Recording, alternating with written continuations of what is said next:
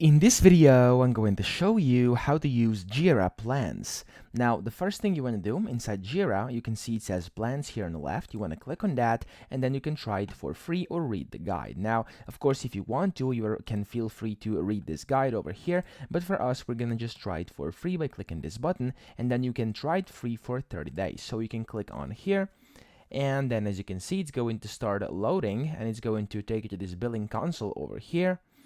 And after that's done loading again, you'll basically just have to go through a few steps over here, and then you'll be able to start using your plans. Okay, so as I said, for any in-depth things, you can basically just scroll to this website they linked you to earlier, I showed you, and then here you'll basically just have to click on close over here in case you don't want to see that, and you're just gonna have to confirm a few things, and then you will be on to starting using your plans. Okay, so you'll just have to basically confirm that. You'll have to change your plan, and they'll give you a 30-day free trial.